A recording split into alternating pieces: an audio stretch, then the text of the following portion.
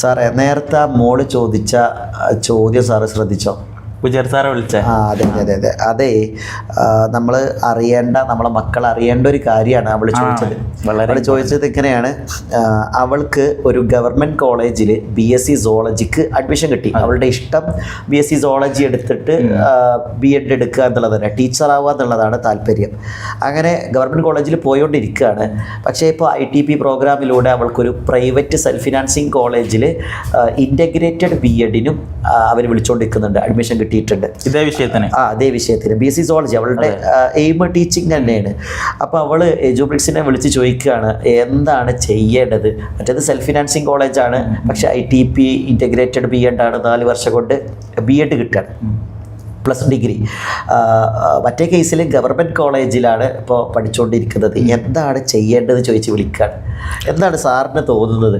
ഇതിൽ ഏറ്റവും നല്ല കൺസേൺ പറഞ്ഞാൽ ഏതായാലും ഇയാൾ 4 ഇയർ ഡിഗ്രിക്കായിട്ട് മാറ്റി വെക്കുന്നുണ്ട്. അതെ അതെ അതെ 4 ഇയർ ഡിഗ്രി പഠിക്കുന്നതോടൊപ്പം തന്നെ B.Edഉം കൂടെ കിട്ടുക, അത് വളരെ വലിയൊരു ഓപ്പർച്യൂണിറ്റിയാണ്. നിങ്ങൾ നോക്കി 4 ഇയർ ഏതായാലും ഡിഗ്രിക്ക് പോകുന്നു, അതുപോലെ തന്നെ ഇപ്പുറത്തും 4 ഇയറിന്റെ ഒരു കോഴ്സ്, ആ ഡിഗ്രിയും കിട്ടുന്നു, അതോടൊപ്പം അതിലുള്ള B.Edഉം കിട്ടുന്നു. പക്ഷേ സാറേ അതിലൊരു ട്വിസ്റ്റ് ഉണ്ടല്ലോ, നമ്മളെ preparatory, middle stage, secondary stage, ഈ 3 സ്റ്റേജിലൂടെ അല്ലേ ഇപ്പോൾ ഇൻ്റഗ്രേറ്റഡ് B.Ed പോകുന്നത്.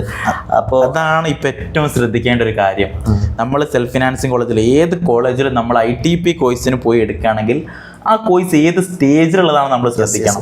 അതിൽ ഏറ്റവും ആദ്യത്തെ സ്റ്റേജാണ് പ്രിപ്പറേറ്ററി സ്റ്റേജ്. നിങ്ങൾ പ്രിപ്പറേറ്ററി സ്റ്റേജിലുള്ള ITP കോഴ്സ് എടുക്കുകയാണെങ്കിൽ നിങ്ങൾക്ക് 5ാം ക്ലാസ് വരെ പഠിപ്പിക്കാനുള്ള യോഗ്യതയുള്ളൂ.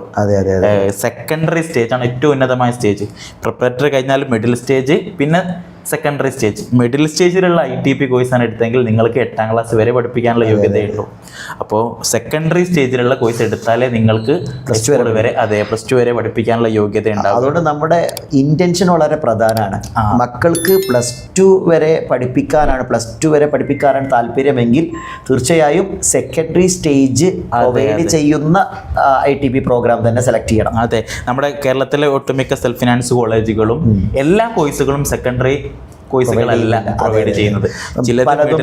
ചിലത് പ്രിപ്പറേറ്ററി ഒക്കെ ആയിരിക്കാം. അതെ അതെ, ആ കാര്യം മക്കൾ ശ്രദ്ധിക്കണം. കാരണം നിങ്ങൾ ഈ ഇൻ്റഗ്രേറ്റഡ് B.Ed സെലക്ട് ചെയ്യുമ്പോൾ ശ്രദ്ധിക്കാതെ പോകുന്ന, അല്ലെങ്കിൽ അവയർനെസ് കിട്ടാതെ പോകുന്ന ഒരു മേഖലയാണ്.